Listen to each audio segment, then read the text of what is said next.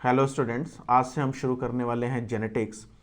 और जेनेटिक्स में जो स्टडी होती है, जेनेटिक्स में जो हम देखते हैं वह देखते हैं principle and mechanism of heredity and variations. और इस शब्द की जो ओरिजिन हुई है वह हुई है ग्रीक वर्ड जेनेसिस से, जिसका मतलब होता है ओरिजिन या फिर डिसेंट। जैसा कि हम जानते हैं, फादर ऑफ जेनेटिक्स कहा जाता है ग्रेगर जॉन मेंडल 1822 से 1884। इसके अलावा जेनेटिक्स वर्ड जो पहली बार यूज किया वह यूज किया बैटसन ने। बैटसन 1906 में। जेनेटिक्स की कुछ 3 इंपॉर्टेंट ब्रांचेस हैं जिसके अंदर हम सारी जेनेटिक्स की स्टडी कर सकते हैं। पहला है क्लासिकल जेनेटिक्स, दूसरा है मॉलिक्यूलर जेनेटिक्स और तीसरा है पॉपुलेशन जेनेटिक्स।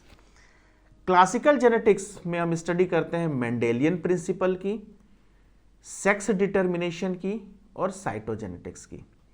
मॉलिक्यूलर जेनेटिक्स जिसमें हम जीन्स और उसकी जो फंक्शनिंग है, वर्किंग ऑन मॉलिक्यूलर लेवल, इसकी स्टडी करते हैं। और पॉपुलेशन जेनेटिक्स में हम बात करते हैं distribution and changes of gene in a population. एक पॉपुलेशन में जीन की क्या डिस्ट्रीब्यूशन है और कैसे वो डिस्ट्रीब्यूशन चेंज हो रही है, इसकी हम स्टडी पॉपुलेशन जेनेटिक्स में करते हैं। यानी जेनेटिक्स से उस ब्रांच में करते हैं जिसमें कि डिस्ट्रीब्यूशन और change of genes in population. Genetics को शुरू करने से पहले कुछ टर्मिनोलॉजी, कुछ बेसिक टर्मिनोलॉजी का जानना बहुत ज़रूरी है। पहली टर्मिनोलॉजी है ट्रेट। ट्रेट सिंपली हम इसको कैरेक्टर बोलते हैं, ट्रेट्स या कैरेक्टर्स। दूसरा है हेरिडिटी। हेरिडिटी का मतलब है कि यही ट्रेट या फिर कैरेक्टर जब पैरेंट से उनके यंग वंस में ट्रांसफर होता है, तो इस प्रोसेस को हम हेरिडिटी कहते हैं। जैसे कि देख रहे हैं, ये जो सन है इसमें कुछ कैरेक्टर इसके फादर और इसके मदर, फादर से आईज एंड ईयर्स के कैरेक्टर ट्रांसफर हो रहे हैं और मदर से हेयर के कैरेक्टर, हाइट, ये ट्रांसफर हो रही है। तो height, hair, ear, eyes, these all are the traits, and the process by transferring of these traits from the parent to young ones or next generation is called heredity. इसके बाद, heredity के बाद हम कुछ क्रॉस की बात करते हैं, जैसे मोनोहाइब्रिड क्रॉस। मेंडल ने मोनोहाइब्रिड और डाईहाइब्रिड 2 तरह के क्रॉस का अपने जो एक्सपेरिमेंट है उसमें एक्सप्लेनेशन दिया है। मोनोहाइब्रिड क्रॉस जब हम सिंगल कैरेक्टर को लेते हैं और उस कैरेक्टर के बेस पे हम जनरेशन टू जनरेशन ऑब्जर्वेशन रखते हैं कि वह कैरेक्टर कब एक्सप्रेस हो रहा है, कब डोमिनेंट हो रहा है या रिसेसिव हो रहा है, कब एक्सप्रेस हो रहा है, कब एक्सप्रेस नहीं हो रहा है, केवल एक कैरेक्टर। फॉर एग्जाम्पल, अगर मैं केवल हाइट की बात करूं, हाइट जैसे कि टॉल, मेंडल ने टॉल और ड्वार्फ की बात की थी, तो केवल अगर एक कैरेक्टर को लेके मैं जनरेशन टू जनरेशन ऑब्जर्वेशन कर रहा हूं, क्रॉस करा रहा हूं, इस तरह के क्रॉस को हम मोनोहाइब्रिड क्रॉस कहते हैं। और इसी के कंट्रास्ट अगर मैं 2 कैरेक्टर, डबल कैरेक्टर या 2 कैरेक्टर्स कैरेक्टर्स की मैं बात करता हूं, यानी कि हाइट के साथ, हाइट एंड मैं कलर की बात करूं, अगर मैं हाइट टॉल या डॉर्फ की बात करूं और कलर मान लीजिए मैं वाइट या पिंक फ्लावर की बात करूं, तो दो कैरेक्टर का जो ऑब्जर्वेशन है, दो कैरेक्टर को लेके क्रॉस करना, उसको ऑब्जर्व करना, इस तरह के जो क्रॉस हैं उसको हम डाई हाइब्रिड क्रॉस कहते हैं। अब मेंडल के कुछ कैरेक्टर्स जो उन्होंने पिक किए थे अपने स्वीट पी से, उस कैरेक्टर को अगर हम यहाँ पर देखें तो वो 7 कैरेक्टर मैंने यहाँ पर लिस्ट किए हैं। ये 7 कैरेक्टर हैं: seed shape, seed colour, flower colour, pod shape, pod colour, flower positioning and the stem height. Seed shape में जो राउंड कैरेक्टर है ये डोमिनेंट कैरेक्टर शो करता है, और जो रिंकल्ड है ये रेसेसिव कैरेक्टर है। हमें पता है डोमिनेंट एंड रेसेसिव, अगर जीन में 2 एलिल्स होते हैं, alleles, what are the alleles? Alleles are the alternative form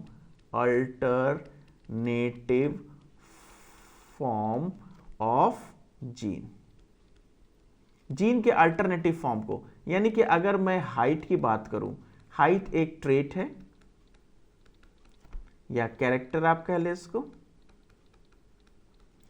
और इस हाइट में एक है टॉल और एक है ड्वार्फ। टॉल को अगर मैं कैपिटल टी से प्रेजेंट करता हूं और ड्वार्फ को स्मॉल टी से प्रेजेंट करता हूं, तो अगर कैपिटल टी और small T, these are the 2 alternatives, 2 alternative height के हो गए, एक टॉल हो गया और एक ड्वार्फ हो गया। इस अल्टरनेटिव यानी 2 एलिल्स हो गए। इस एलिल्स में अगर एक एलिल डोमिनेंट का है यानी कैपिटल टी है, तो कैरेक्टर इस जीनोटाइप का जो कैरेक्टर है, जीनोटाइप क्या वर्ड होता है हम आगे डिस्क्राइब करेंगे, कंप्लीट सेट ऑफ जीन, किसी भी ऑर्गेनिज्म के कंप्लीट सेट ऑफ जीन को हम जीनोटाइप कहते हैं। तो इस जीनोटाइप में अगर दोनों टॉल है यानी कैपिटल टी है तो इट वेल एंड गुड, यानी कि कैरेक्टर आपका निकल कर आएगा, वो आएगा टॉल का। लेकिन अगर एक भी, एरो ना देके हम इसको ऑब्लिक कर देते हैं, कंफ्यूजन दूर कर देते हैं, अगर एक भी कैपिटल टी है और दूसरा स्मॉल टी है, तो ये कैपिटल टी की जो टेंडेंसी है ये डोमिनेंट है, यानी कि ये अपनी प्रेजेंस में स्मॉल टी को कभी भी एक्सप्रेस होने नहीं देगा। तो capital T is a dominant character. देखिए डोमिनेंट, मैं फिर यहां पे क्लियर कर दूं, जेनेटिक्स में डोमिनेंट एंड रेसेसिव कभी भी हम इसको बैड या गुड कैरेक्टर की कैटेगरी में ना डालें, क्योंकि ये तो प्लांट की बात हुई। जब मैं ह्यूमंस की बात करूंगा तो ह्यूमंस में भी कुछ कैरेक्टर डोमिनेंट होते हैं। अब जब फिनोटिपिक कैरेक्टरों की बात करें, phenotypic character means observable character, जो दिखते हैं कैरेक्टर। अभी इसके बाद मैं कुछ ह्यूमन के डोमिनेंट एंड रेसेसिव कैरेक्टर की बात करूंगा। तो इसका मतलब ये नहीं कि रेसेसिव कैरेक्टर है तो बैड है, नहीं। जेनेटिक लेवल पे जो एक्सप्रेस अपने आप को दूसरे की प्रेजेंस में नहीं कर पाए, whatever the challenges are there, अगर वो दूसरा प्रेजेंट है और अपने आप को एक्सप्रेस नहीं कर रहा है, वो कैरेक्टर बाहर नहीं आ पा रहा है, तो that is a recessive character. हो सकता है उस रेसेसिव कैरेक्टर की वजह से खूबसूरती बढ़ जाए, हो सकता है उस रेसेसिव कैरेक्टर की वजह से खूबसूरती घट जाए। इसका डोमिनेंट और रेसेसिव का गुड और बैड से कोई लेना देना नहीं है, बस ये एक ट्रेट है। 2 तरह के एलिल्स हैं, एक एलिल्स अपने आप को एक्सप्रेस कर लेता है, दूसरा एलिल्स अपने आप को दूसरे की प्रेजेंस में एक्सप्रेस नहीं कर पाता है। तो मैं बात कर रहा था डोमिनेंट एंड रेसेसिव कैरेक्टर की। तो डोमिनेंट कैरेक्टर यानी डोमिनेंट एलिल्स के प्रेजेंस में रेसेसिव एलिल्स अपने आप को एक्सप्रेस नहीं करता है, या डोमिनेंट एलिल्स उसको एक्सप्रेस नहीं करने देता है, क्योंकि वो डोमिनेंट है, वो अपने आप को एक्सप्रेस कर लेता है। तो इसी तरह जो 7 कैरेक्टर्स मेंडल्स ने लिए थे, उन 7 कैरेक्टर में पहला था सीड शेप, और सीड शेप में जो डोमिनेंट कैरेक्टर था वह था राउंड और रेसेसिव रिंकल शेप्ड। दूसरा था सीड कलर, जिसको हम yellow is a dominant character, green is a recessive character. Flower colour purple is a dominant character, white is a recessive character. pod shape, inflated pod is a dominant character, constricted pod is a recessive character. Pod color, yellow is a dominant character, green is a recessive character. इसी तरह flower positioning, plant में flower की positioning अगर axial है, अगर वो axial flower positioning आ रही है तो वो डोमिनेंट कैरेक्टर है, और अगर वो टर्मिनल आ रही है एंड ऑफ द प्लांट तो वो रेसेसिव कैरेक्टर है। और हम पहले ही देख चुके हैं tall is a dominant character, dwarf is a recessive character. तो ये 7 कैरेक्टर थे जो कि मेंडल ने पिक किए थे अपने एक्सपेरिमेंट के लिए। इन कैरेक्टर्स में कुछ डोमिनेंट हैं और कुछ रेसेसिव हैं। आगे हम जो भी प्रिंसिपल, मेंडलिज्म की प्रिंसिपल को समझने की कोशिश करेंगे वो इन्हीं कैरेक्टर के बेस पे। इसके बाद आता है जीनोटाइप। मैंने कहा genotype is a set of, complete set of gene in an organism. Genotype 2 तरह के होंगे, dominant genes and recessive. Dominant मैंने बात की कैपिटल टी, रेसेसिव बात की फॉर एग्जांपल स्मॉल टी। देखिए कैपिटल टी स्मॉल टी हमेशा यूज नहीं करेंगे, कहीं पर हम अगर कैपिटल W और स्मॉल w फ्लावर कलर के लिए हम यूज कर सकते हैं, या फिर इट इज डिपेंड कि विच ट्रेट और which character you are picking for your monohybrid और डाइहाइब्रिड क्रॉसेस। अब जो जीनोटाइप है, इस जीनोटाइप को जो हम लिखते हैं वो जीनोटाइप या तो होगा कैपिटल बी, या फिर अभी हमने देखा कैपिटल टी। इसको कहते हैं होमोजाइगस डोमिनेंट। होमोजाइगस का मतलब दोनों एलिल डोमिनेंट फॉर्म में है, या फिर स्मॉल बी हो सकता है, या स्मॉल टी हो सकता है। ये भी है होमोजाइगस रेसेसिव। होमोजाइगस का मतलब दोनों एलिल्स का जो टेंडेंसी है वह सेम है, और रेसेसिव एंड डोमिनेंट डिपेंड्स कि वह डोमिनेंट है या रेसेसिव है। इसके अलावा अगर ये कॉम्बिनेशन कैपिटल टी और स्मॉल टी का बनता है, capital T and small T, या फिर capital B and small B, अब एक एलिल डोमिनेंट का है और एक एलिल रेसेसिव का है, इसको हम कहेंगे हेट्रोजाइगस। तो होमोजाइगस डोमिनेंट, हेट्रोजाइगस और होमोजाइगस रेसेसिव, ये टर्म हम अभी आगे जेनेटिक्स में यूज़ करेंगे, स्पेशली क्लासिकल जेनेटिक्स में हम यूज़ करते हैं। जब हम मेंडेलियन प्रिंसिपल को समझने की कोशिश करते हैं तो होमोजाइगस, हेट्रोजाइगस, रेसेसिव, डोमिनेंट, ये कैरेक्टर हम यूज़ करते हैं, ये टर्मिनोलॉजी हम यूज़ करते हैं। इसके बाद आपका आता है फिनोटाइप। फिनोटाइप का जो एक्सप्लेनेशन आप कह सकते हैं वह कहेंगे विजुअल कैरेक्टर्स।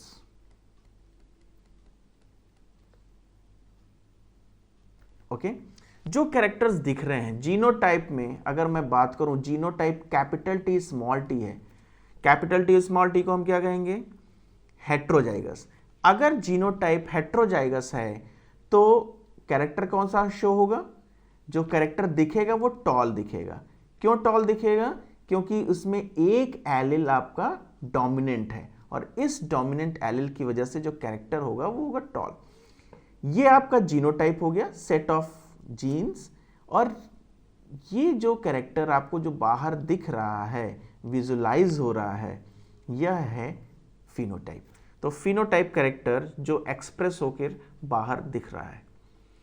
इसके बाद सबसे इंपॉर्टेंट जिसका हम बार बार यूज़ करते हैं जेनेटिक्स में और स्पेशली क्लासिकल जेनेटिक्स में, यह है पुनेट स्क्वायर। पुनेट स्क्वायर की कुछ खासियत है। एक तो ये ग्रिड शीट है, और इस ग्रिड शीट में जो मेल गैमीट है उसको हम हमेशा इस टॉप पर रखते हैं, और जो फीमेल गैमीट है उसको साइड में हम इस कॉलम में रखते हैं। यानी कि अगर मैं बात करूं capital T and small T. तो capital T and small T अगर मेल में ये जीनोटाइप है तो मुझे यहाँ पर एक्सप्रेस करना पड़ेगा, और अगर फीमेल डोमिनेंट है यानी कि दोनों कैपिटल टी और कैपिटल टी हैं तो उसको मुझे इधर एक्सप्रेस करना पड़ेगा। तो ये एक बेसिक रूल है पुनेट स्क्वायर का, इसको हम दिमाग में रखें। जल्दी अभी तक शायद हमने इस तरह से मेल फीमेल का एक्सप्लेनेशन के साथ मेंडल प्रिंसिपल को नहीं देखा था, लेकिन हायर स्टडी में या फिर जो बेसिक प्रिंसिपल है पुनेट स्क्वायर का उसको हमें ज़रूर याद रखना चाहिए कि मेल गैमीट्स को हम एक्सप्रेस करेंगे अबव एरो में जो रो है, और कॉलम में हम रखेंगे फीमेल। तो पुनेट स्क्वायर है क्या? पुनेट स्क्वायर एक ग्रेड शीट है जिसका हम यूज करते हैं to calculate the frequency of different genotypes and phenotypes. अब इसको ये शायद हमने किया भी है, लेकिन फिर भी अगर मेल कैपिटल टी और स्मॉल टी है और female capital T and capital T है, तो अब फ्रीक्वेंसी इस गैमीट्स में जब ये दो एलिल्स मिलेंगे तो कैपिटल टी, ये दो गैमीट्स मिलेंगे तो capital T small T, again capital T and capital T small T. अब ये सारे जो फिनोटिपिक होंगे वो तो टॉल होंगे, इसमें कोई दो राय नहीं है, क्योंकि हर जगह कैपिटल टी प्रेजेंट है तो सारे डोमिनेंट होंगे। पर अगर मैं जीनोटाइप की बात करूं तो जीनोटाइप में कैपिटल टी दो हैं, यानी कि होमोजाइगस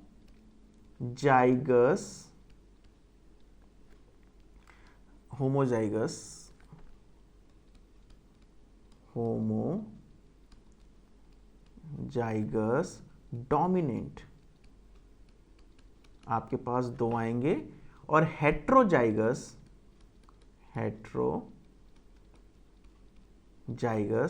ये भी आपके पास दो आएंगे। ठीक है जी। तो जीनोटाइप की फ्रीक्वेंसी 2:2 आ गई, दो होमोजाइगस डोमिनेंट, दो हेट्रोजाइगस, और जो फिनोटाइप है वो केवल 4 आ गया। तो इस तरह से जो फ्रीक्वेंसी है, चाहे वो जीनोटाइप की हो चाहे फिनोटाइप की हो, इस फ्रीक्वेंसी को ऑब्जर्व करने के लिए, कैलकुलेट करने के लिए हम पुनेट स्क्वायर का यूज करते हैं। जैसा मैंने कहा था कि आप अभी पी प्लांट के डोमिनेंट और रेसेसिव कैरेक्टर को देख रहे हैं, उसी तरह ह्यूमंस में हमारे अंदर भी कुछ डोमिनेंट जीन और रेसेसिव जीन एक्सप्रेस होते हैं जो हम ईजिली ऑब्जर्व कर सकते हैं। वैसे तो सारी बॉडी में डोमिनेंट और रेसेसिव हैं, पर ईजिली जो हम ऑब्जर्व कर सकते हैं, मेनली जो पूछा जाता है क्योंकि ये ऑब्जर्वेबल कैरेक्टर्स हैं, पहला है क्लेफ्ट चिन। क्लेफ्ट चिन जो है ये डोमिनेंट जीन है। अब देखिए, मैं कह रहा था कि डोमिनेंट और रेसेसिव का अच्छे और बुरे, गुड और बैड से कोई लेना देना नहीं, और यहां पर no cleft is a recessive character और recessive gene. Widow's peak is a dominant gene, no widow's peak is a recessive gene. Dimples are the dominant, no dimples is a recessive. Brown or black hair is a dominant, blonde hair is a recessive. Frinkles is a dominant character, no frinkles is a recessive. Brown eyes is a dominant character, gray or blue eyes is a recessive character. Free earlobe is a dominant character, attached earlobe is a recessive gene. तो dominant gene और recessive gene जो human में हैं, कुछ मैंने यहाँ पे list किए हैं जो आप इजीली ऑब्जर्व कर सकते हैं ह्यूमन बींग्स में। इसके अलावा F1 and F2 generation. F का मतलब यहाँ पर है filial, first generation filial, first filial generation, second filial generation. Filial word son से आया है, फीलियल का मतलब है सन।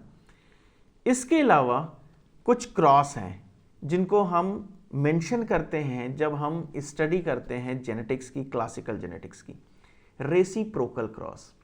रेसिप्रोकल क्रॉस क्या है कि एक बार अगर मैंने मेल में डोमिनेंट कैरेक्टर पिक किया है यानी टॉल है, और जो फीमेल है वह रेसेसिव कैरेक्टर यानी कि ड्वार्फ है, तो सेकेंड लॉट में मैं इनको इंटरचेंज कर दूंगा, यानी कि मेल को ड्वार्फ, मेल ऐसा पिक करूंगा जिसमें ड्वार्फ कैरेक्टर है, और फीमेल ऐसा पिक करूंगा जिसमें कि टॉल है, यानी कि ये जो कैरेक्टर है ये इंटरचेंज्ड हो जाते हैं। इस तरह के क्रॉस को हम कहेंगे रेसिप्रोकल क्रॉस। ये क्रॉस क्यों करेंगे, इस क्रॉस की इंपॉर्टेंस क्या है? इस क्रॉस की इंपॉर्टेंस है ये जानना कि जो कैरेक्टर्स हैं वो ऑटोसोमल क्रोमोसोम,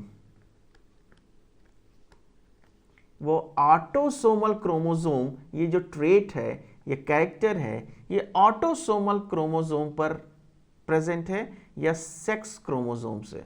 अगर ये ऑटोसोमल क्रोमोसोम पर है तो आप रेसिप्रोकल क्रॉस करेंगे तो आपको सेम रिजल्ट मिलेगा।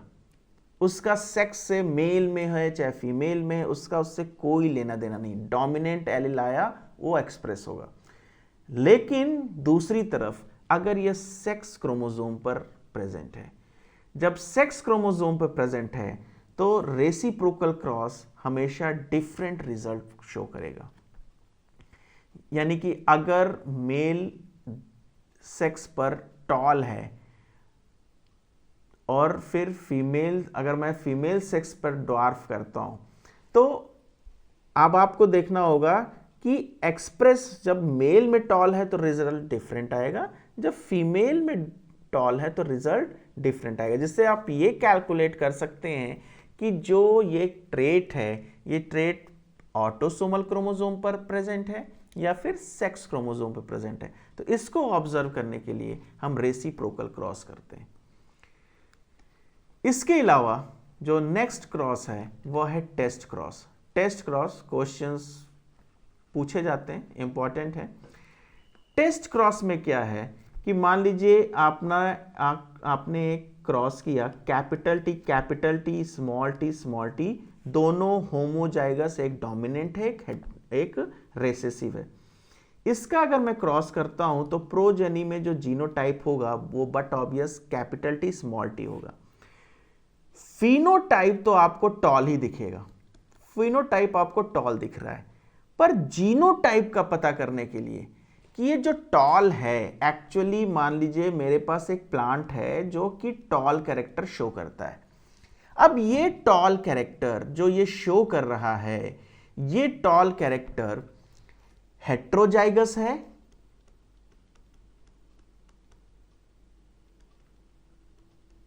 या फिर होमोजाइगस है, यानी कि इसका जो कॉम्बिनेशन है वह कैपिटल टी स्मॉल टी है जेनेटिक लेवल पे या कैपिटल टी ही है। इसके लिए हम टेस्ट क्रॉस करते हैं और इस टेस्ट क्रॉस में इस प्रोजेनी को यानी F1 generation, first filial generation का हम क्रॉस कराते हैं रेसेसिव पेरेंट से, रेसेसिव पेरेंट। और जब हम प्रोजेनी का जो क्रॉस है वो रेसेसिव पेरेंट से कराते हैं, इस तरह के क्रॉस को हम टेस्ट क्रॉस कहते हैं।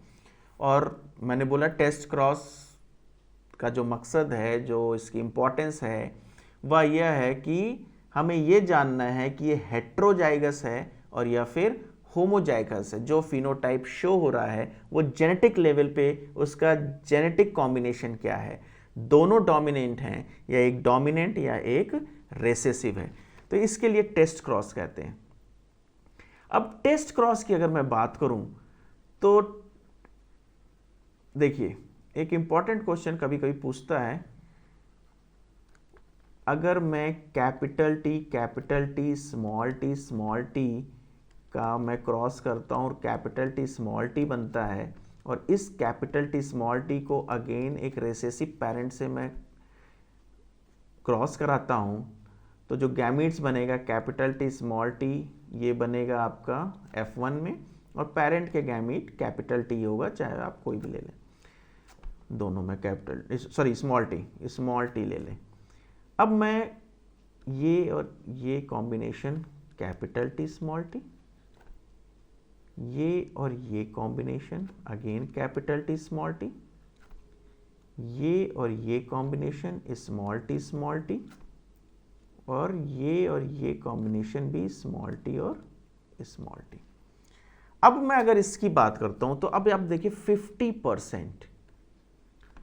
50% आपको टॉल मिला और 50% आपको ड्वार्फ मिला। तो अब आपको ये पता लगे, जब आपको 50% प्लांट टॉल है, 50% प्लांट ड्वार्फ है टेस्ट क्रॉस के बाद, तो आपको कम से कम ये चीज पता चल गई कि जो मेरे पास प्रोजेनी है या जो प्लांट है वह प्लांट जेनेटिक लेवल पे हेट्रोजाइगस है।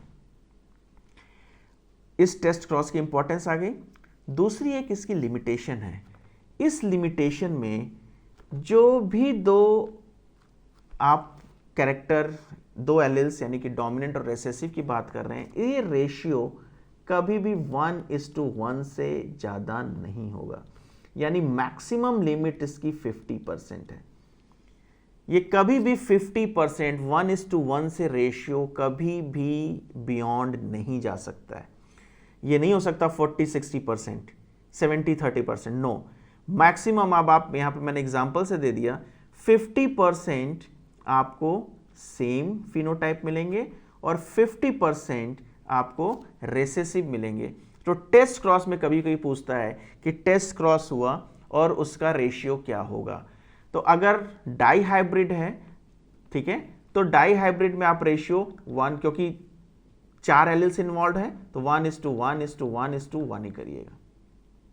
ये कभी भी 50% से ज्यादा नहीं जा सकता। ये 50% पहले कैरेक्टर के लिए, ये 50% दूसरे कैरेक्टर के लिए। मोनो हाइब्रिड है तो 1:1। तो टेस्ट क्रॉस की ये ब्यूटी है, टेस्ट क्रॉस की ये लिमिटेशन है कि 50% ही मैक्सिमम। तो आप बिल्कुल तुरंत 1:1 या 50% पे आप टिक कर दें या उसको आंसर कर दें। और टेस्ट क्रॉस की इंपॉर्टेंस ये है कि हम इससे जेनेटिक लेवल पे यानी जीनोटाइप लेवल पे ये पता कर सकते हैं कि वो हेट्रोजाइगस है या फिर होमोजाइगस है। टेस्ट क्रॉस के बाद जो नेक्स्ट क्रॉस आता है वो आता है बैक क्रॉस। बैक क्रॉस का मतलब है कि जो मैंने प्रोजेनी लिए थे कैपिटल टी और स्मॉल टी, इसका क्रॉस एनी पेरेंट, किसी पेरेंट से हम करा दें, यानी कि पेरेंट से इसका क्रॉस हो रहा है, इस क्रॉस को हम कहेंगे बैक क्रॉस। ये कुछ कैरेक्टर प्रिजर्व करने के लिए, अब इसकी जो इंपॉर्टेंस है वो यह है कि कुछ कैरेक्टर प्रिजर्व करने के लिए, हमें ज़्यादा आउटपुट लेने के लिए इस बैक क्रॉस को हम करते हैं। अब मैंने बात की थी कि जेनेटिक्स जो है, जेनेटिक्स में हम स्टडी करते हैं principle and mechanism of heredity and variations. Variations means कि अब देखिए, अगर एक पेरेंट है और पेरेंट्स हैं और उनके कैरेक्टर उनकी प्रोजेनी में अगर जा रहा है, ठीक है, यानी कि F1 जनरेशन में जा रहा है, प्रोजेनी एग्जैक्ट कॉपी पेरेंट्स की नहीं होगी, कुछ ना कुछ वेरिएशंस आएंगे, कुछ ना कुछ चेंजेस होंगे। इसकी भी हम स्टडी करते हैं।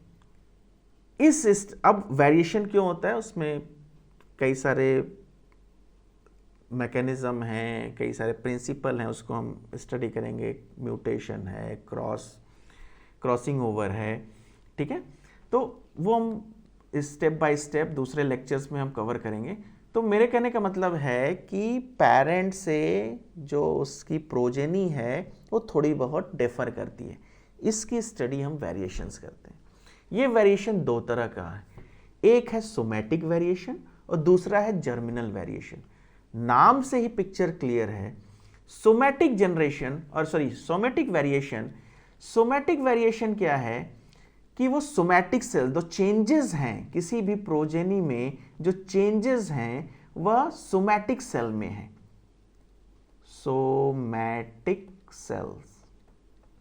और इस चेंजेस की वजह से उस जनरेशन में, उस प्रोजेनी में तो चेंजेस आ गए, पर चूंकि ये सोमैटिक सेल में हुआ है, सोमैटिक सेल के क्रोमोसोम्स में हुआ है, इसलिए ये नॉन हेरिटेबल है, यानी कि ये नेक्स्ट जनरेशन में पास नहीं होगा। उसी तरह सेकंड है जर्मिनल वेरिएशंस।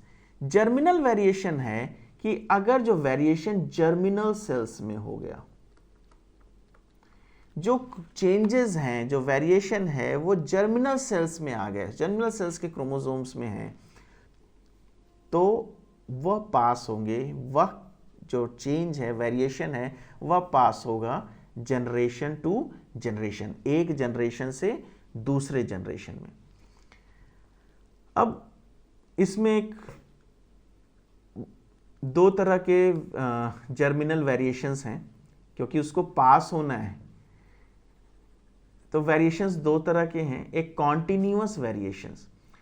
कॉन्टिन्यूअस वेरिएशन का मतलब है कि एवोल्यूशन आपने पढ़ा है कि ग्रेजुअल चेंजेस, धीरे धीरे किसी स्पीशीज में चेंजेस आ रहा है, ये ग्रेजुअल चेंज जो है इसी को हम कॉन्टिन्यूअस वेरिएशंस कहते हैं।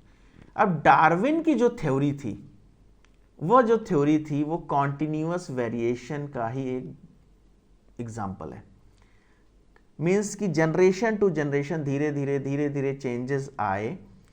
वो चेंजेस भले वो सर्वाइवल ऑफ द फिटेस्ट की वजह से आए, एनवायरनमेंट की वजह से आए, एडाप्टेशंस की वजह से आए, वो बात की बात है, वो हम एवोल्यूशन बात करेंगे। लेकिन जो डार्विन की हमारी जो थ्योरी थी, वह थ्योरी बेस्ट एग्जाम्पल है कॉन्टिन्यूअस वेरिएशंस की, यानी कि धीरे धीरे चेंजेस एक जनरेशन से दूसरे जनरेशन में आते रहे, ये कॉन्टिन्यूअस प्रोसेस है और स्पीशीज चेंज होती रही।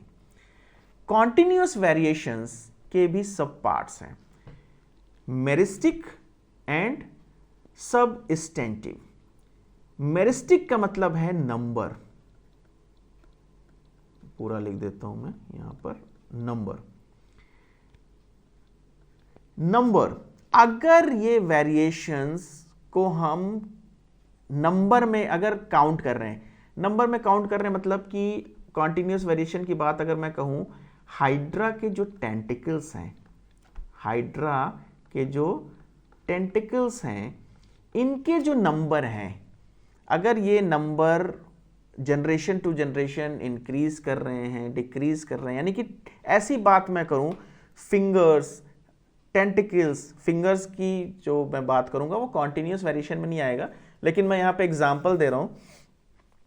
इस तरह की जो काउंटेबल चीजें हम ऑब्जर्व कर रहे हैं, जिसमें चेंज आ रहा है, जो काउंटेबल हैं, that is under the continuous variation, meristic. दूसरा है सब्सटेंटिव। सब्सटेंसिव में हम क्वालिटेटिव, यानी कि कलर, हाइट, जो क्वालिटी की हम बात कर रहे हैं, नॉट क्वांटिटेटिव, क्वालिटेटिव वेरिएशन की बात कर रहे हैं, वो है सब्सटेंटिव। तो कॉन्टिन्यूअस वेरिएशन जो कि धीरे धीरे जीन में, क्रोमोसोम में आता जा रहा है, और उसकी वजह से अगर वो कैरेक्टर काउंटेबल है, क्वांटिटेटिव है, तो वो मेरिस्टिक की कैटेगरी में आएगा, और अगर वो सबस्टेंटिव है तो वह आएगा, मीन्स की क्वालिटेटिव है तो वह आएगा सबस्टेंटिव की कैटेगरी में।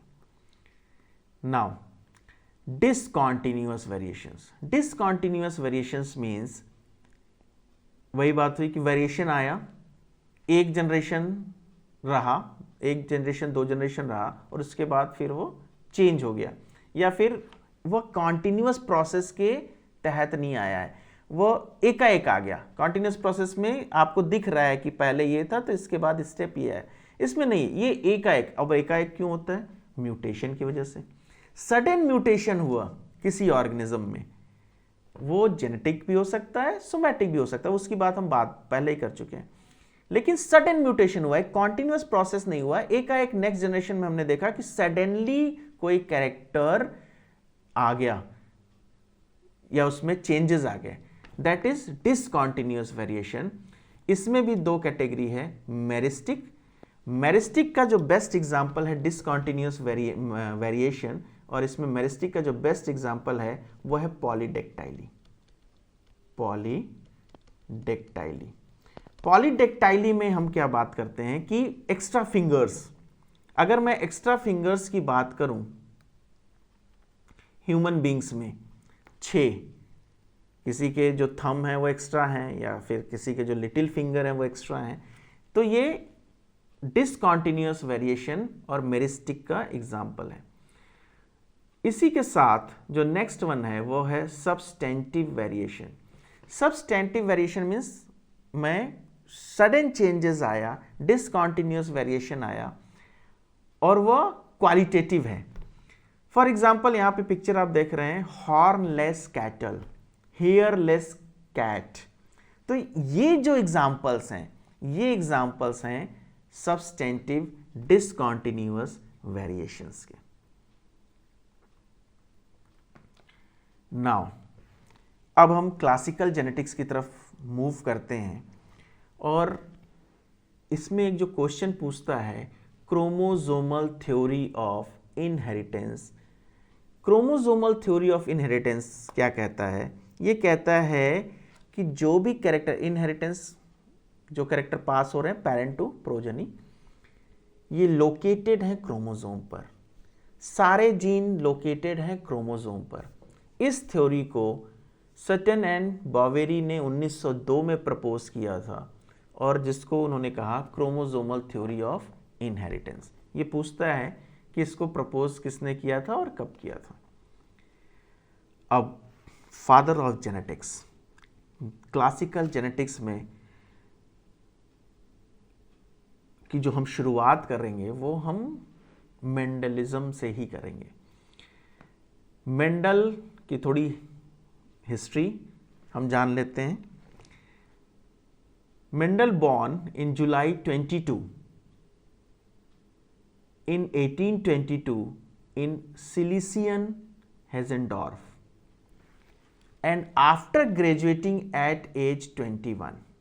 अब ये हिस्ट्री थोड़ा सा जानना ज़रूरी है क्योंकि मेंडल जब तक जीवित थे उनके काम को रिकॉग्नाइज नहीं किया गया और ये हम पढ़ते भी हैं, पर वो उन कहाँ बॉर्न हुए, कहाँ उनका एजुकेशन हुआ, कैसे, जब हम जानते हैं कि वो एक मॉन्क थे और उन्होंने चर्च के ही पीछे गार्डन में जो है उसमें ये एक्सपेरिमेंट्स कंडक्ट किए।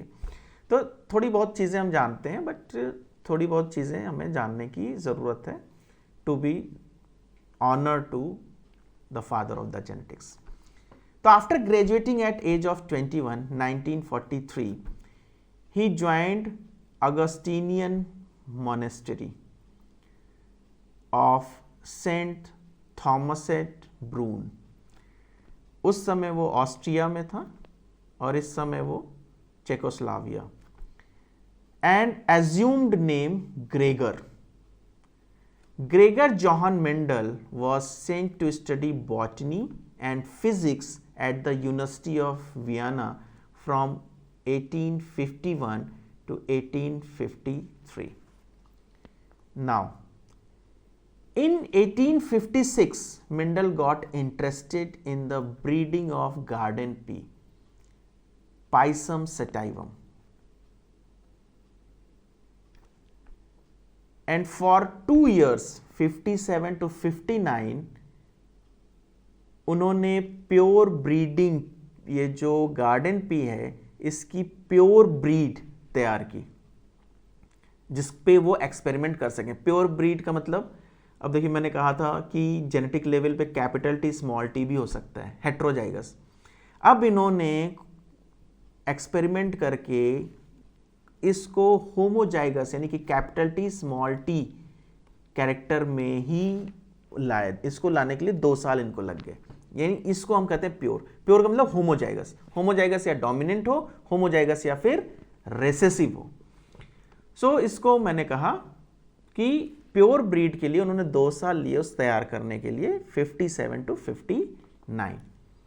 और उन्होंने जो एक्सपेरिमेंट उसके बाद कंडक्ट किए वह थे 1859 से 1864।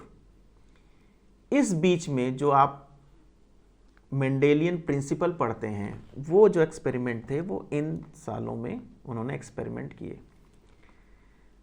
अब जो रिजल्ट था, he read out in 2 meetings of Natural History Society of Brunnen 1865 and published in 1866।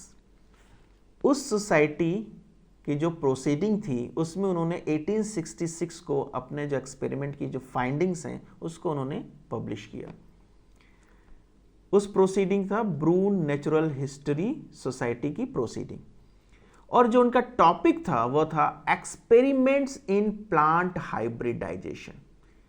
ये पेपर का नाम था। इस टॉपिक में उन्होंने अपने एक्सपेरिमेंट को पब्लिश किया, एक्सपेरिमेंट्स इन प्लांट हाइब्रिडाइजेशन। इसके बाद unfortunately due to the kidney disorder उनकी मृत्यु 1884 में हो गई, and unfortunately he didn't got any recognition till that day। तो ये मेंडल की एक छोटी सी जीवनी कह लीजिए, हिस्ट्री मैंने बताई। देन दीज 3 ग्रेट साइंटिस्ट, हम मेंडल तो पढ़ते हैं पर उन मेंडल के जो एक्सपेरिमेंट हैं उनको रीडिस्कवर करके, प्रूफ करके, रिकॉग्नाइज कराया इन 3 ग्रेट साइंटिस्ट ने। ये बॉटनिस्ट थे ह्यूगो डे व्रीज, इनका नाम हमने सुना भी है, mutation and all in genetics, Carl Correns and Erich von टेसरमार्क।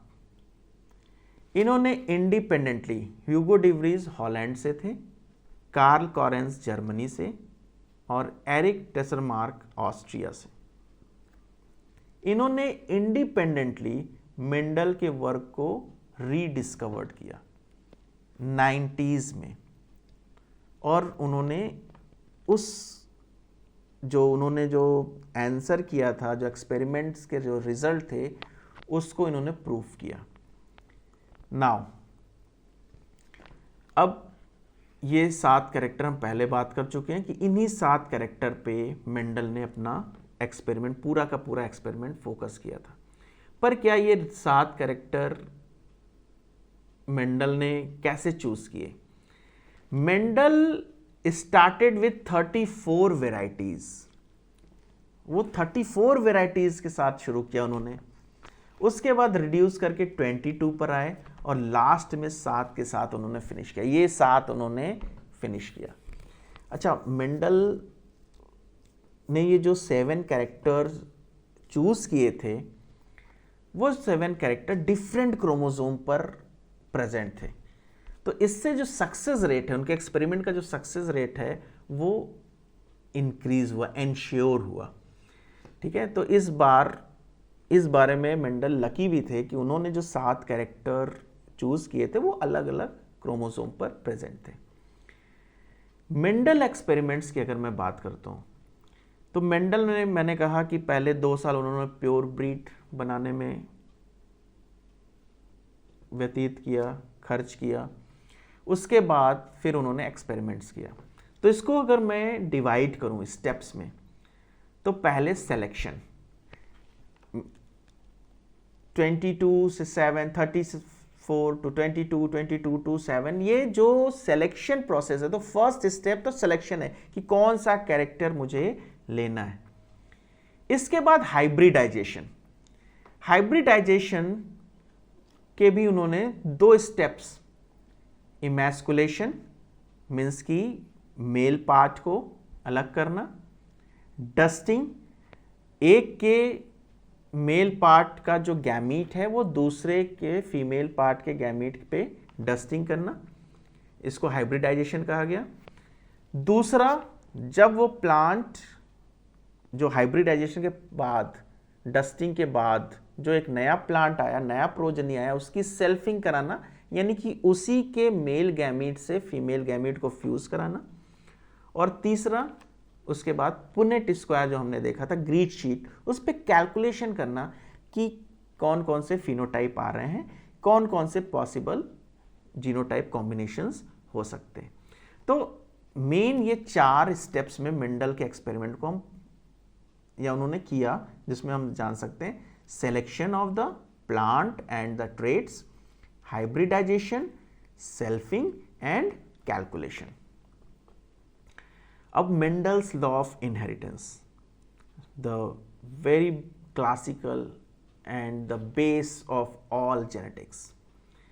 Law of dominance, law of dominance जैसा कि हम जानते हैं, अब मैं यहाँ पे मोनो, इसको एक्सप्लेन करने के लिए मैं मोनो हाइब्रिड क्रॉस ही लूंगा, मोनो हाइब्रिड क्रॉस।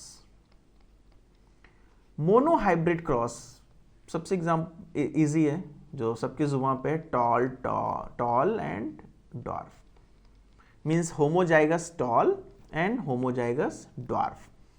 मेल किसी को ले लें, फीमेल किसी को ले लें, लेकिन एक होमोजाइगस टॉल है, एक होमोजाइगस रिसेसिव है, मीन्स कि डॉर्फ है। इसमें अब हमें पता है मियोसिस के बाद जो गैमीट है उसमें एक ही एलिस जाएगा, इसका मैं फ्यूज़न कराता हूँ तो प्रोजेनी यानी कि F1 जनरेशन में कैपिटल टी और स्मॉल टी आता है। ये टॉल यहाँ पे मैं लिख देता हूँ और यहाँ पर डॉर्फ। F1 का जो फिनोटाइप है, अभी मैं जीनोटाइप की बात ही नहीं कर रहा, जो फिनोटाइप है ये फिनोटाइप आपका आएगा टॉल, और दोनों प्योर हैं, होमोजाइगस है, तो 100% जो जीनोटाइप है वो आपका कैपिटल टी यानी कि स्मॉल टी यानी हेट्रोजाइगस आएगा। तो मेंडल ने कहा कि जब हम दो प्योर ब्रीड, एक रेसेसिव और एक डोमिनेंट का क्रॉस कराते हैं, तो F1 फर्स्ट फीलियल जनरेशन यानी F1 जनरेशन हमेशा डोमिनेंट कैरेक्टर ही शो करेगी। ये था लॉ ऑफ डोमिनेंस। अब मैं लॉ ऑफ सेग्रीगेशन की अगर बात करूं तो लॉ ऑफ सेग्रीगेशन में मैं मोनोहाइब्रिड क्रॉस लेता हूं। लॉ ऑफ सेग्रीगेशन में उन्होंने कहा कि जैसे हमने पहले capital T small T parent लिए थे और इनकी जो प्रोजेनी थी वो थी कैपिटल टी और स्मॉल टी। इस प्रोजेनी को अगर मैं सेल्फिंग कराऊं यानी कि दूसरी भी प्रोजेनी से ही सेल्फिंग कराऊं जो कि हेट्रोजाइगस है, यानी कि इनके जो गैमीट्स बनेंगे वो होंगे कैपिटल टी एक तरफ से स्मॉल टी और दूसरी तरफ भी कैपिटल टी और स्मॉल टी। अब मैं इनका क्रॉस करूं, मैं यहाँ पे पुनेट स्क्वायर बना लेता हूं, नहीं तो फिर फायदा क्या पुनेट स्क्वायर का, और ये थोड़ी सी लाइनिंग टेढ़ी मेढ़ी हो रही है, आप आई होप आप इसको सही कर लेंगे। नाउ ये हमारा पुनेट स्क्वायर हो गया। पुनेट स्क्वायर में जब मैं F2 जनरेशन के लिए यानी कि F1 जनरेशन की गैमेट को लेता हूँ कैपिटल टी स्मॉल टी, इसमें मेल फीमेल ना हमें पता है ना ले रहे हैं। अब दोनों क्योंकि एक ही है कैपिटल टी स्मॉल टी, वो मेल में भी होगा फीमेल में भी होगा क्योंकि सेल्फिंग करा रहे हैं। अब मैं यहां पे बात करूं तो कैपिटल टी पहला combination, capital T small T दूसरा combination, capital T small T तीसरा कॉम्बिनेशन, स्मॉल टी चौथा कॉम्बिनेशन। अब मैं यहां बात करूं अगर फिनोटाइप की, फिनोटाइप में देखिए ये टॉल होगा, ये टॉल होगा, ये टॉल होगा, क्योंकि यहां पर तीनों में कम से कम एक जो एलिल है वो डोमिनेंट है। तो ये जो रेशियो आएगा आपका 3 और एक आपका ड्वार्फ है (1) 3 टॉल और 1 ड्वार्फ। अगर मैं जीनोटाइप की बात करूं, जीनोटाइप में एक आपका होमोजाइगस डोमिनेंट है, दो आपके हेट्रोजाइगस है यानी 1:2 और एक आपका होमोजाइगस रेसेसिव है, तो ये आपका आएगा 1:2:1। तो लॉ ऑफ सेग्रीगेशन में मेंडल ने कहा कि जब हम सेल्फिंग कराते हैं या दोनों हेट्रोजाइगस प्लांट को हम जब क्रॉस कराते हैं तो सेकेंड जनरेशन में, ये F2 जनरेशन के लिए, second filial generation, F2 generation में जो रेसेसिव कैरेक्टर है वो सेग्रीगेट होते हैं। ओके, तो ये हम देख सकते हैं फिनोटिपिक 3:1, यानी कि यहां पे रेसेसिव भी दिखाई दिया जो हमारा डोमिनेंट में नहीं दिखाई दिया था। और जो फिनोटाइप रेशियो है 3:1 और जीनोटाइप रेशियो है 1:2:1। ये रेशियो याद रखिएगा, ये बड़ा इंपॉर्टेंट है। रेशियो पे क्वेश्चंस आते हैं, इनको सॉल्व कैसे करना है वो हम आगे बताएंगे। Test cross. अब टेस्ट क्रॉस में हमने क्या किया, देखिए टेस्ट क्रॉस में अगर प्रोजेनी मैंने ये लिया था और इसको मैं जैसा कि जानता हूं रेसेसिव पेरेंट से क्रॉस कराना है, तो क्या होगा, पुनेट स्क्वायर, अगर मैं यहां पर पुनेट स्क्वायर को बनाता हूं एक रफ सा,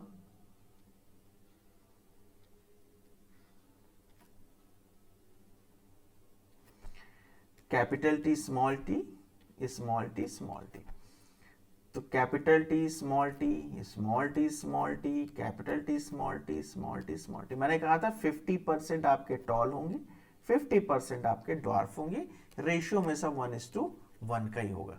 तो ये टेस्ट क्रॉस है। टेस्ट क्रॉस की इंपॉर्टेंस मैं बार बार बता रहा हूँ, क्वेश्चंस आते हैं टेस्ट क्रॉस, अक्सर जो कॉम्बिनेशन है रेशियो है वो हम कंफ्यूज हो जाते हैं, तो कंफ्यूज नहीं होना है। 50% से ज्यादा, 1:1 से ज्यादा ये रेशियो कभी नहीं आएगा।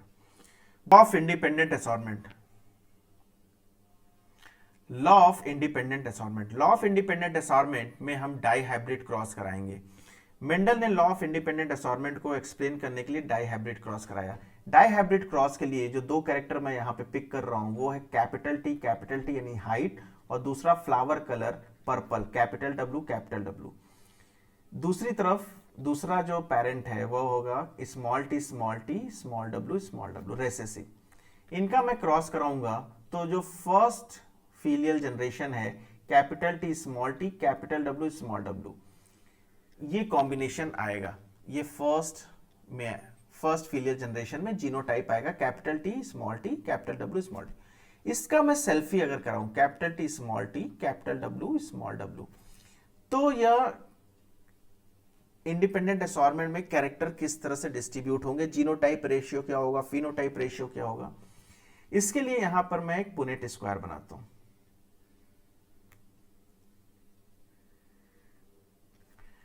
पुनेट स्क्वायर में जो पहला है capital T capital W combination gamete का, capital T small W combination, small T capital W combination, small T small W combination.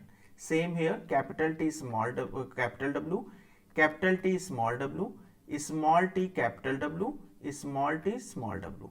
इसका मैं अगर मैं एक ग्रिड शीट बनाता हूं, पुनेट स्क्वायर बनाता हूं और क्रॉस कराकर मैं इसका रेशियो लेना चाहूं तो क्या रेशियो निकलता है, capital T capital W.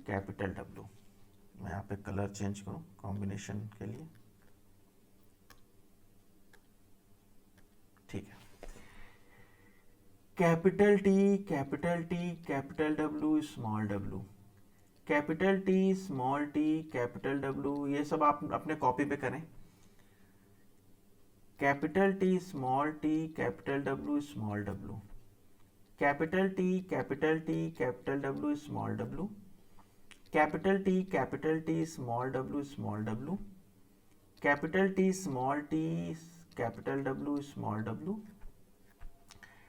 Capital T small W small W, capital T small capital W, capital T small W capital W,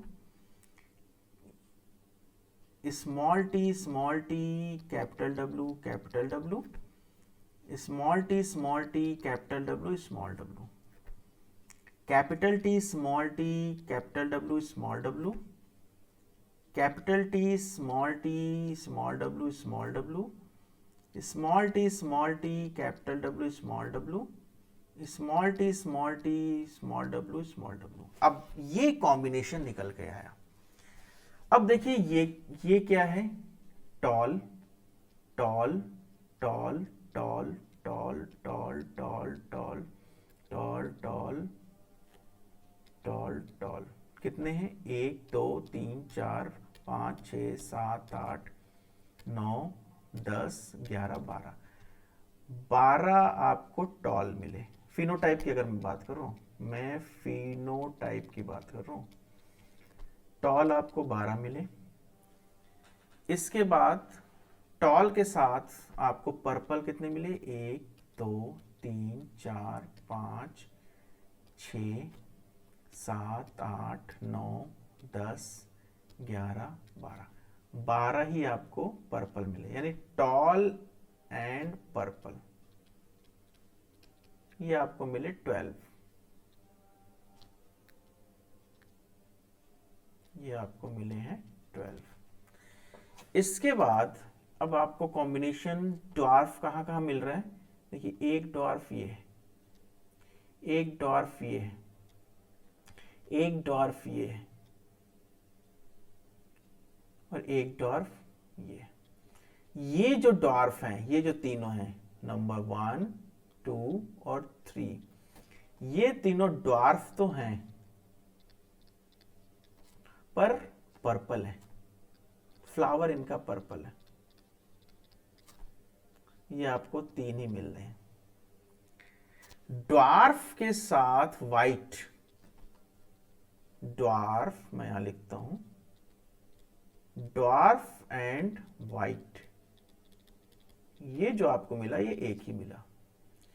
इसके अलावा टॉल के साथ वाइट कितना मिला? अब आप यहां पर देखिए,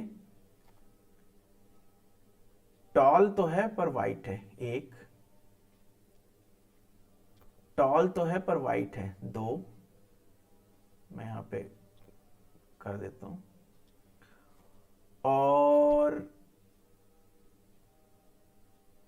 कहीं है टॉल के साथ वाइट, ये टॉल तो है पर वाइट है। तो अब टॉल एंड वाइट ये कितना मिला आपको? 3। अब 3 इसमें से घट जाएंगे क्योंकि 3 टॉल तो हमने देख लिए थे, उसके साथ वाइट, वाइट जो था वो हट गया, तो यहां 9 है। ये टॉल और पर्पल 9। अब मैं फिनोटाइप की बात करूं, फिनोटाइप, मुझे रेशियो मिला 9:3:3:3:1। 9 जो है वो टॉल एंड पर्पल है, टॉल एंड पर्पल। 3 जो है वो ड्वार्फ एंड पर्पल है। 3 जो है आपके ड्वार्फ एंड वाइट है। 1 जो है वो आपका टॉल एंड वाइट है। ये फिनोटाइप रेशियो है। मैं इसको रब कर रहा हूं। जीनोटाइप रेशियो, जीनोटाइप रेशियो क्या होगा? अब देखिए, कहीं पर कैपिटल टी स्मॉल टी है, ठीक है, कहीं पर कैपिटल टी कैपिटल, कोई होमोजाइगस है, कहीं हेट्रोजाइगस है। इसके लिए सबसे इजी कैलकुलेशन मैं बताता हूं, सबसे इजी। आपको जो कैलकुलेशन रेशियो की करनी है ना, फिनोटाइप और genotype, phenotype and genotype. Phenotype F1 में क्या था? 3:1, याद है आपको? F1 में जीनोटाइप क्या था? 1:2:1। सेकेंड जनरेशन के लिए, डाई हाइब्रिड क्रॉस के लिए, डाई हाइब्रिड क्रॉस के लिए, डाई हाइब्रिड यानी यही रेशियो 2 बार आया होगा, समझ रहे हैं? यही रेशियो अगर 2 बार आया है तो फिनोटाइप क्या आ जाएगा? इसका मैं मल्टीप्लाई कर दूं तो 3 3 9, 3 1 3, ठीक है, 1 3 3, 1 1 1। ये आपका फिनोटाइप आ गया डाई हाइब्रिड क्रॉस के लिए। ये याद रखें, फिर से मैं बता रहा हूं, ये ट्रिक याद रखें। कभी कभी रेशियो पूछता है dihybrid, trihybrid, tetrahybrid, monohybrid का। आपको बेसिक मोनो हाइब्रिड का रेशियो याद रखना है 3:1 for the phenotype. Dihybrid के लिए इसको आप 2 बार मल्टीप्लाई कर दें, क्या आ जाएगा? 3 इस 3 का इस 3 से पहले मल्टीप्लाई होगा 9, 3 का 1 से होगा इस टू 3, इस 1 का इस 3 से होगा इस टू 3, इस 1 का इस 1 से होगा इस टू 1। ये फिनोटाइप रेशियो आ गया डाई हाइब्रिड का। और आप देख रहे हैं कि कैरेक्टर इंडिपेंडेंटली निकल कर आए हैं। डोमिनेंट भी आया, यानी कि पेरेंटल कॉम्बिनेशन भी आया, चाहे वो रेसेसिव हो चाहे वो डोमिनेंट हो। डोमिनेंट 9 है, 9 है जो पेरेंटल कॉम्बिनेशन है और फिनोटाइप, और रेसेसिव 1 है।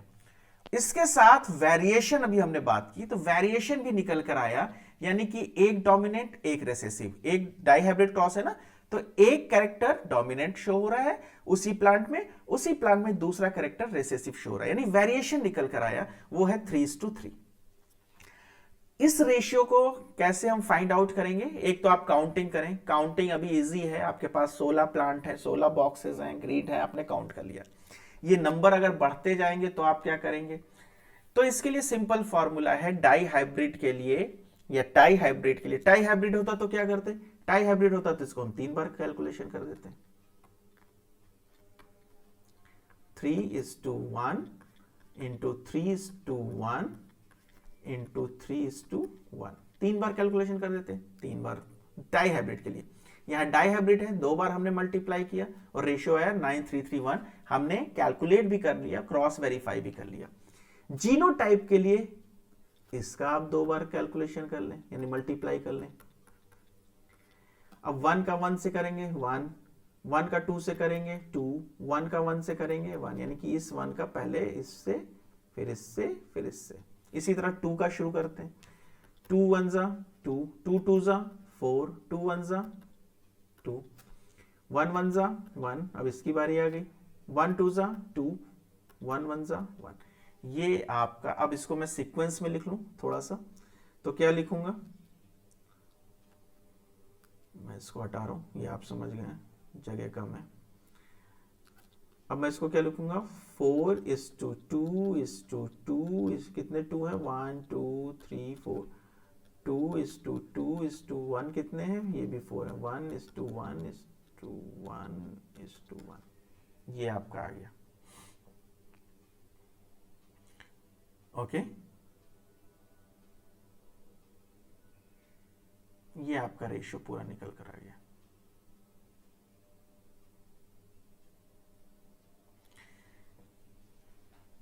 ठीक है जी, तो ये इस तरह से आप जीनोटाइप और फिनोटाइप का कैलकुलेशन आप कर सकते हैं। देखिए 4, मैं वही कैलकुलेट कर रहा था, ज्यादा तो नहीं हो गया, 4 प्लस ये कितने हो गए? 8, 12, 12 प्लस 4 16, टोटल 16 का आपके पास काउंट आ गया। तो इस तरह से आप इन जो रेशियो है वो आप बिल्कुल सिंपल है, मोनोटाइप जो मोनोजाइगस हैं, मोनोहाइब्रिड क्रॉस का जो रेशियो है, इस मोनोहाइब्रिड क्रॉस के रेशियो को आप याद रखें। डाई हाइब्रिड है 2 बार मल्टीप्लाई करें, ट्राई हाइब्रिड है 3 बार करें, टेट्रा हाइब्रिड है 4 बार करें, ठीक है, और जो रेशियो निकल के आया वही जीनोटाइप और फिनोटाइप रेशियो है। अच्छा, हम बात कर रहे थे इंडिपेंडेंट असॉर्टमेंट की, तो इंडिपेंडेंट, तो मेंडल ने कहा कि जो सेकेंड जनरेशन है इसमें जो कैरेक्टर है वो इंडिपेंडेंटली असॉर्टमेंट होते हैं। इसको प्रूफ करने के लिए हमने डाई हाइब्रिड क्रॉस को लिया था। तो ये टोटल आपका मेंडलिज्म, मेंडल की जो प्रिंसिपल थ्योरीज हैं उसका एक्सप्लेनेशन है। कुछ शॉर्टकट्स की हैं, कुछ चीज़ें याद करने वाली हैं जिनको हम आगे बताएंगे।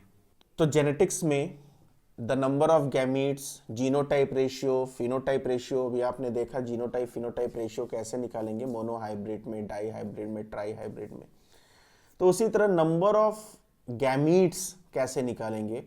मान लीजिए कि आपके पास एक जीनोटाइप स्ट्रक्चर दे दिया गया, वो एक जीनोटाइप स्ट्रक्चर है capital T small t, capital W small w, capital R small y। Capital T means की हाइट की बात कर लिया उन्होंने बात कर लिया फ्लावर कलर की, उन्होंने पॉड कलर की बात कर लिया, उन्होंने पॉड शेप की बात कर लिया। ठीक है। इस तरह से मान लीजिए कि 4 जीन का एक स्ट्रक्चर आपको दे दिया गया कि ये पेरेंट है जिसके अंदर जो जीनोटाइप है वो उसका ये स्ट्रक्चर है। अब ये कहता है कि ये पेरेंट कि how many types of gamete they will form. Number of gametes ये नहीं कि 100 200 500 इसकी बात नहीं हो रहा है।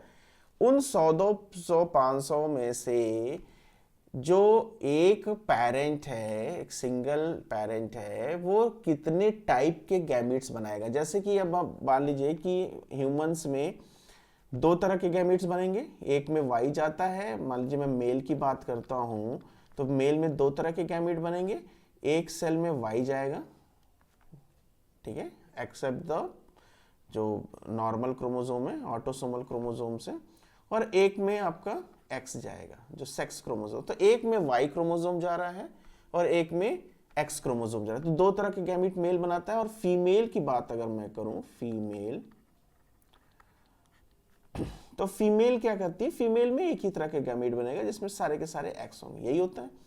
तो इसी तरह अगर मैं प्लांट्स की, और मैं एक से ज्यादा कैरेक्टर ले रहा हूं, यहां पर आपको 4 कैरेक्टर दिखाई दे रहे हैं, 4 ट्रेट्स दिखाई दे रहे हैं। हाइट दिखाई दे रहा है, फ्लावर कलर दिखाई दे रहा है, पॉट शेप दिखाई दे रहा है और पॉट कलर दिखाई दे रहा है। तो कितने तरह के टाइप ऑफ द गैमीट्स बनेंगे, इसके लिए जो एक फॉर्मूला है जिसको हम करते हैं ये है 2 to the power n। अब देखिए जहां पर आपके पास 2 ही गैमीट थे, कैपिटल टी स्मॉल टी, अब आपको पता है इसमें 2 तरह के गैमीट बनेंगे, एक में कैपिटल टी जाएगा, एक में स्मॉल टी जाएगा, ठीक है। इस जीनोटाइप में केवल 2 तरह के गैमीट बनेंगे। लेकिन जब आप ट्रेट्स बढ़ता जाएगा, जाहिर सी बात है एक प्लांट में, एक एनिमल में, एक इंडिविजुअल में नंबर ऑफ ट्रेट्स ज्यादा होते हैं। तो सारे ट्रेट्स की बात अगर हम करेंगे तो अगर मुझे उसका जीनोटाइप पता है तो मैं ये प्रेडिक्ट कर सकता हूँ, ये मैं जान सकता हूँ कि उसके कितने तरह के गैमीट्स होंगे। अब आप पहला रीजन है कि आप 1 by 1 करें, सब में से एक एक लें, टी लें, कैपिटल डब्ल्यू लें, कैपिटल आर लें, फिर वाई लें, ठीक है। इस तरह से ना कर कर जो फार्मूला है 2 to the power n, इसमें जो n है वह n बताता है number of heterozygous, number of heterozygous, number of heterozygous. अब आप यहां पर नंबर ऑफ हेट्रोजाइगस कितने हैं, ये देखिए कैपिटल आर होमोजाइगस हो गया, स्मॉल वाई होमोजाइगस हो गया। लेकिन जो कैपिटल डब्ल्यू स्मॉल डब्ल्यू एक ही हेट्रोजाइगस है, कैपिटल टी स्मॉल टी यानी कि 2। तो 2 to the power n equal to 2, n equal to 2, तो 2 to the power 2 to the power 2 equal, sorry 2 to the power 2 equal to 4। 4 types के gametes यहां पर बनेंगे। इस पेरेंट से आपके 4 टाइप के गैमीट्स बनेंगे। आइए बनाकर भी देख लेते हैं manually. Capital T, capital W, capital R, small Y, capital T small W, capital R small Y, small T capital W, capital R small Y, small T small W, capital R small Y. इसके अलावा कोई gamete नहीं बनेगा। तो ये 4 तरह के gametes आपके बन रहे हैं, 4 टाइप्स, और ये 4 टाइप्स आपने यहां से फॉर्मूला से। तो कभी कभी क्वेश्चंस में ये पूछता है कि ये जीनोटाइप दे दिया उन्होंने और पूछा कि how many types of the gametes will be formed, am I right? तो फॉर्मूला आपने सीधा निकालना है, कोई कैलकुलेशन नहीं करना है। वैसे भी हमारे पास टाइम कम होता है कॉम्पिटिटिव एग्जामिनेशंस में। 2 to the power n, आप उसमें से फाइंड आउट करें कि कितने हेट्रोजाइगस हैं, 2 3 4 5, और n की वैल्यू वहां पुट करके आप सीधे सीधे नंबर ऑफ गैमीट्स को प्रेडिक्ट कर लें। इसी तरह formula for number of genotype and phenotype ratio. अब ये कोई फार्मूला नहीं है, एक हमने पहले भी देख लिया है कि आपको मोनो हाइब्रिड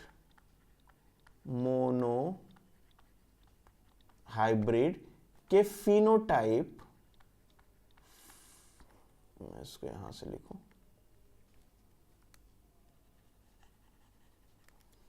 आपको मोनोहाइब्रिड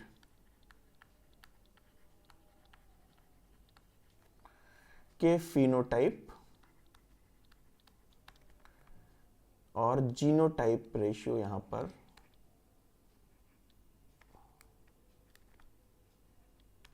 रखने हैं। फिनोटाइप रेशियो क्या था? 3:1, 3:1, और जीनोटाइप रेशियो क्या था? 1:2:1। अब डाई हाइब्रिड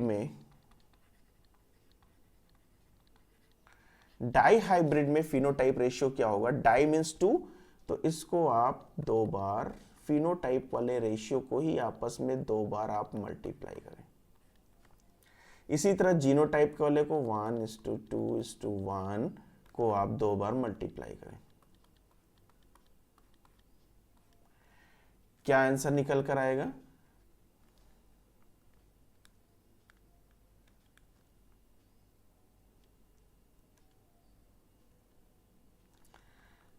थ्री 3 जा 9, 3 1 जा 3, 1 3 जा 3, 1 1 जा 1। ये आ गया डाई हाइब्रिड का फिनोटाइप रेशियो, यानी कि 9 is a dominant homozygous parental character, 1 recessive parental character combination, and 3 and 3 are the new variations। यानी कि 9 डोमिनेंट पैरेंटल को शो करेंगे, उनके तरह होंगे, एक रेसेसिव पैरेंट की तरह होगा, और तीन दो ऐसी कैटेगरी आपको मिलेगी जो एक वेरिएशन शो कर रही होगी।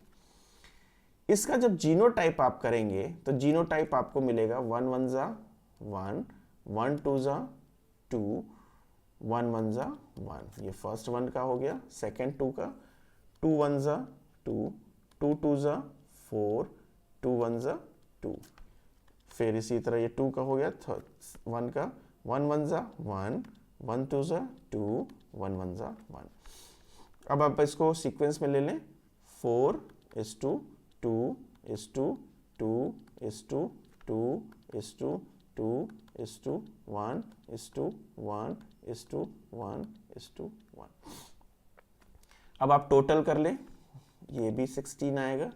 तो जीनोटाइप वेरिएशन इसी तरह ट्राई हाइब्रिड होगा, टेट्रा हाइब्रिड होगा। तो ये फॉर्मूला है, देखिए जितना लगा हो prefix, okay, di tri tetra, उतनी बार मोनोहाइब्रिड के रेशियो को आपस में आप मल्टीप्लाई करते जाएं और आपको इजी पता चल जाएगा कि जीनोटाइप और फिनोटाइप रेशियो कितने होंगे नंबर में। मुझे लगता है ये इजीएस्ट वे है, और ये फॉर्मूला शायद किसी बुक में ना मिले।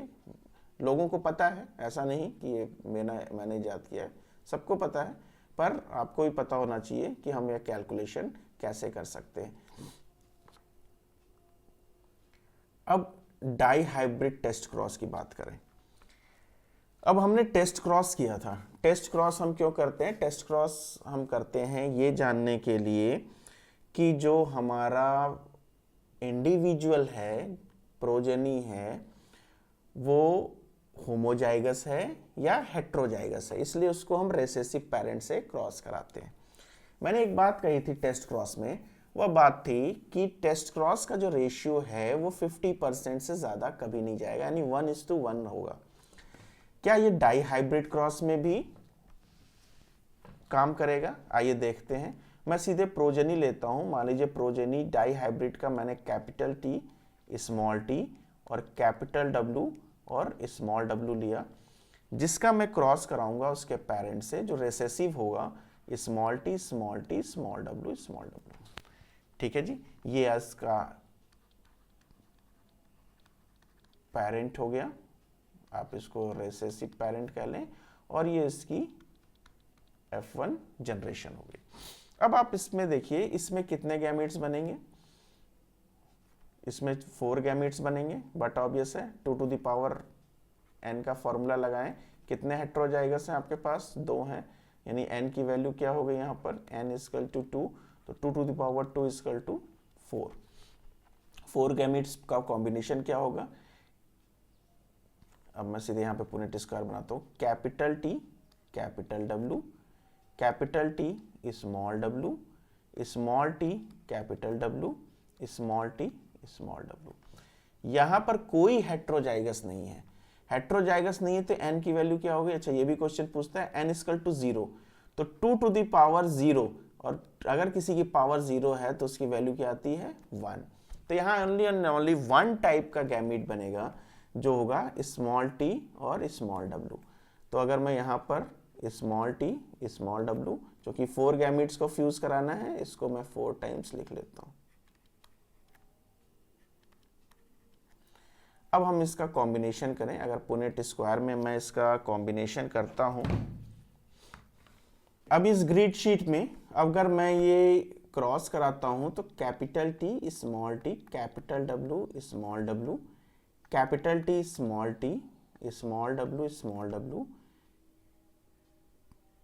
Small T capital W small W, small T small W small W. ये सारे आप कॉपी पे करें तभी आपको समझ में आएगा और आपको इजीली लर्न हो पाएगा। Capital T small T capital W small W, capital T small W small W, small T capital W small W, small T small W small W, capital T capital W small W, capital T small W small W, small T capital W small W, small T small W small W, capital T capital W small W, capital T small W small W, small T capital W small W, small T small W small W. ये combination है। अब आप ध्यान से देखें, capital T small W, ये सारे एक ही हैं, स्मॉल टी स्मॉल डब्ल्यू। कितने हैं ये? 4। इसी तरह स्मॉल टी कैपिटल डब्ल्यू वाले कितने हैं? Small T capital W small W, ये कितने हैं? 4। इसी तरह कैपिटल टी स्मॉल डब्ल्यू कितने हैं? 4। और इसी तरह capital T capital W small W वाले कितने हैं? ये भी 4। तो रेशियो क्या आ गया? 4:4:4:4, यानी कि मैं क्रॉस कर दूं तो ये कितना आ जाएगा? 1:1:1:1 आ गया। तो कोई भी टेस्ट क्रॉस हो, dihybrid, monohybrid, test cross की लिमिटेशन आपको पता होनी चाहिए, क्योंकि ये क्वेश्चन बहुत ही ट्रिकी तरीके से पूछा जाता है। ये और number of gametes n to the power n वाला जो फॉर्मूला है, ये बड़े ट्रिकी तरीके से पूछा जाता है कि कितना होगा। इसका आंसर बिल्कुल इजी है, आपने पिक कर लेना है 50%, 1:1 रेशियो। और अगर इस पे डिपेंडेंट और भी क्वेश्चन आ रहे हैं तो टेस्ट क्रॉस का रेशियो आपके दिमाग में होना चाहिए कि इतना ही होता है, उसके बेस पे जो दूसरे क्वेश्चंस आ रहे हैं उसको आप कर लें। तो ये हो गया आपका test cross for the dihybrid, जिससे आपको ये पता चल गया है कि टेस्ट क्रॉस में जो रेशियो आएगा 1:1 ही होगा, चाहे वो डाई हाइब्रिड हो, चाहे वो मोनो हाइब्रिड हो, और चाहे वो ट्राई हाइब्रिड हो, और इससे ज़्यादा टेस्ट क्रॉस में नहीं आएगा। टेस्ट क्रॉस करते क्यों हैं? ये क्वेश्चन पूछ सकता है, नहीं पूछेगा तो आपके इंटरव्यू में पूछ लेगा, या आपको पता होना चाहिए टेस्ट क्रॉस हम करते क्यों हैं। टेस्ट क्रॉस हम करते हैं ये पता करने के लिए कि जो मेरा प्रोजेनी है, जो मेरा इंडिविजुअल है, वह हेट्रोजाइगस है कि होमोजाइगस है। तो determine whether the individual exhibit dominant character or homozygous और heterozygous. To find out we should do the test cross. तो इसी के साथ